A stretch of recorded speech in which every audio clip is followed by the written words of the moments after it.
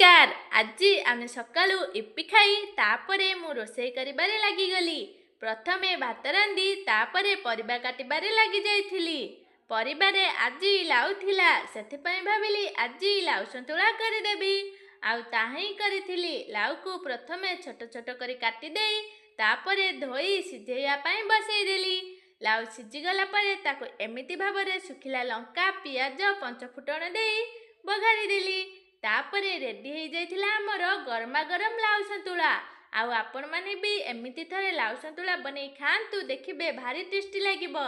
आउ गोटे कथा कहूची सुनो, एई डब्बा देखंतु मु प्रथमे आर वीडियो करिथिली। आउ एई डब्बारे एमिति चित्र देखि आम पाखरे रहउथिबा आंटी कहिथिले मते एमिति चित्र करी एमिति गोटे डब्बा दियो।